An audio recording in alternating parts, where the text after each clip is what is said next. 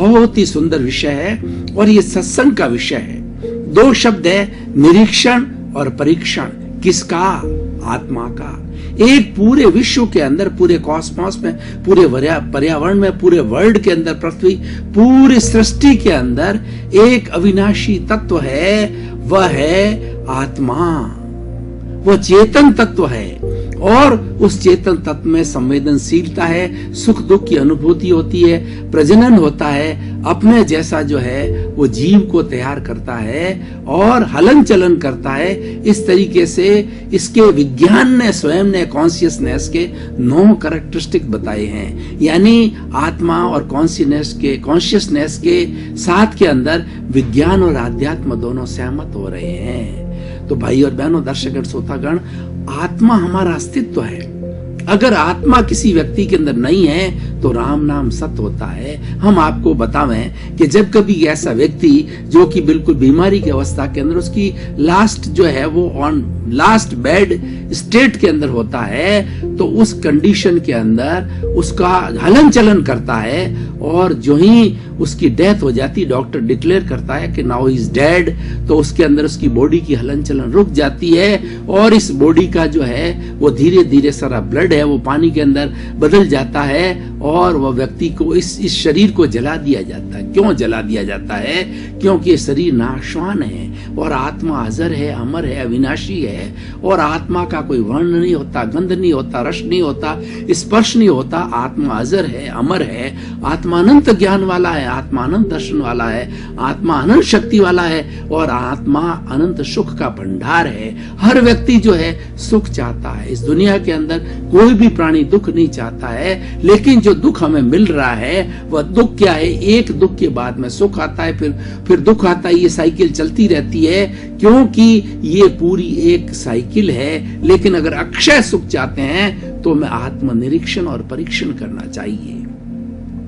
आत्मनिरीक्षण करने के लिए हम कहां जाएं? आत्मनिरीक्षण करने के लिए हमारे भीतर जो विराजमान प्रभु है, विराजमान शुद्ध आत्मा भगवान है, उसकी शरण में जाना चाहिए। यानी हमारे भीतरी जगत के अंदर जाना चाहिए और परीक्षण करने के लिए हमें बाहरी जगत के अंदर, जो हमारा व्यवहारिक जगत है, व्यवहार का जगत है, लौकिक जगत है, उसके अंदर आना चाहिए। तो हम पहले निरीक्षण करते हैं कि हम भीतर जाते हैं तो हमारा जो ये दर्शन केंद्र है, ये हमारा जो आज्ञा चक्र है, उस आज्ञा चक्र पर उगता हुआ सूरज का जो कलर, जो गुलाबी रंग का कलर होता है, वो शांति देने वाला कलर है। उस कलर को यहाँ पर स्थापित करके और हम भीतर जाएं, भीतर जाते रहें, भीतर जाते रहें, भीतर जाते रहें, तो हमें इस आत्म साम्राज्य का, हमारे प्रभु का, हमारे भगवान का, हमारे शुद्ध आत्मा जो अंदर विराजमान है, उसके साम्राज्य के दर्शन होते हैं। वैसे तो आत्मा का कोई भी रूप नहीं होता है, कोई भी शरीर नहीं होता है, लेकिन उसको सिंबॉलिक रूप से जो है हम बतावें तो 3 तरह के कलर की स्ट्रिप्स हमें भीतर मिलेगी। पहला जो कलर है हमारा गुलाबी रंग का कलर, चमकता हुआ पिंक कलर है, ये हमें शांति देता है। दूसरी स्ट्रिप जो है वो हल्दी के जैसा चमकता हुआ पीला कलर जो है वो हमें आनंद देता है। और तीसरा जो है कलर जो है उसकी स्ट्रिप बनावे तो वो हमें एकदम चमकता हुआ व्हाइट कलर है, वो प्योरिटी है। वह प्योरिटी जो है वो हमारी सिद्धि तक ले जाती है, मुक्ति की ओर ले जाती है। वह प्योरिटी जो है वो हमें मुक्त करती है। इन तीनों के भीतर दर्शन होते हैं चमकते हुए कलर का।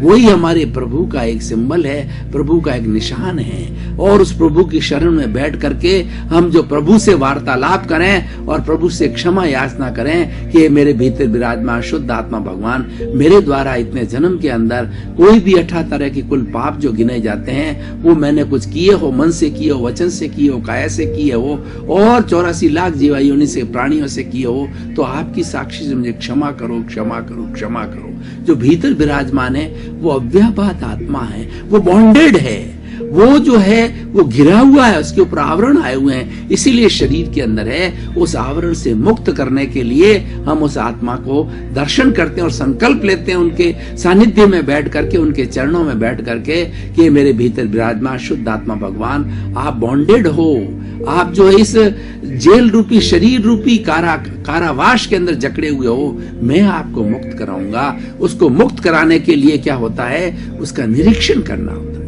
सेल्फ रियलाइजेशन करना होता है। इस दुनिया में सबसे जो कठिन काम है वो सेल्फ रियलाइजेशन है। हम दुनिया को बहुत जानते हैं, दुनिया की, और आज गूगल के अंदर जाते हैं तो एक एक चीज का ज्ञान का हम पता लगा देते हैं विश्व के अंदर क्या हो रहा है। और जब स्वयं की बात आती है तो हम स्वयं के बारे में कुछ भी नहीं जानते। क्यों? क्योंकि हम आत्मा का निरीक्षण नहीं करते हैं। आत्मा से इंट्रोस्पेक्शन करना, भीतर जगत के अंदर जाना, आत्मा से वार्तालाप करना, आत्मा के सानिध्य के अंदर बैठना, मेडिटेशन करना आत्मनिरीक्षण है। और जितना जितना आत्मनिरीक्षण होता जाता है उतनी उतनी प्योरिटी बढ़ती। निज स्वरूप को जब प्राप्त किया जाता है तो आत्मा जो है ये सिद्ध, बुद्ध और मुक्त हो जाता है। और जैसे जैसे आत्मा को हम देखते हैं, इसका निरीक्षण करते जाते हैं, इंट्रोस्पेक्शन करने जाते हैं, तो सेल्फ रियलाइजेशन होता है। और सेल्फ रियलाइजेशन होने के साथ साथ उसके ऊपर जितनी अशुद्धि है वो अशुद्धि धीरे धीरे अपने आप जो है गायब होने लगती है। मात्र हमें शुद्ध आत्मा का चिंतन करना है, निज स्वरूप का चिंतन करना। चिंतन करने से वह अशुद्धि धीरे धीरे दूर हो जाती है। ये निरीक्षण का जो है मुख्य कार्य है और इसीलिए निरीक्षण किया जाता है। अब हमने आत्मा का निरीक्षण प्राप्त कर दिया। रोज प्रतिदिन हम जो है ईश्वर प्राणी ध्यान करते हैं, हम ध्यान करते हैं, भीतर जाते हैं, आत्म साम्राज्य में जाते हैं, आत्मा के साथ के अंदर हम वार्तालाप करते हैं, आत्मा को रिझाते हैं और इसके गुणों को देखते हैं। हमें आत्मा के जो गुण है ना, उन गुणों का ज्यादा से ज्यादा चिंतन करना चाहिए। और हर सांस के साथ के अंदर ये चिंतन होना चाहिए कि मैं शुद्ध आत्मा हूँ, मैं शुद्ध आत्मा हूँ, मैं शुद्ध आत्मा हूँ, मैं शुद्ध आत्मा हूँ। हमें अपने अस्तित्व को ध्यान रखना चाहिए।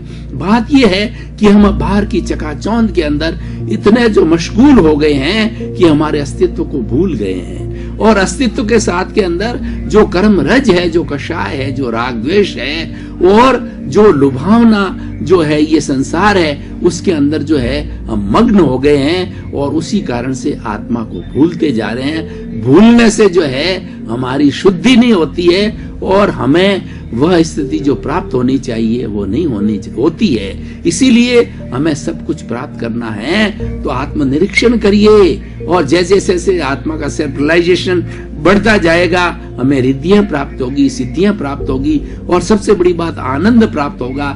रोम रोम के अंदर आनंद होगा और हम जो है वो राग द्वेष का, प्रियता अप्रियता का, और दूसरा है मेरिट और वर्च्यू का, जो भेद चल रहा है उस भेद के अंदर अपने आप हम संतुलित हो जाएंगे। हम गीता की भाषा में बात करेंगे तो स्थित प्रज्ञ बन जाएंगे और प्रज्ञा चक्षु बन जाएंगे। हमारी जो प्रज्ञा है, जो भीतर विराजमान प्रज्ञा है, वो मोक्ष की जो है वो रिप्रेजेंटेटिव है, आत्मा की रिप्रेजेंटेटिव है। और बुद्धि जो हमें भटकाती है, हम प्रारंभ से चलें तो हम पहले हमारा ये शरीर है, शरीर के बाद इंद्रियां हैं, इंद्रियों के बाद मन है, मन के बाद में चित्त है, चित्त के बाद अहंकार है, अहंकार के बाद में बुद्धि है और बुद्धि के बाद में प्रज्ञा होती है, प्रज्ञा के बाद में हमारा अस्तित्व जो आत्मा है।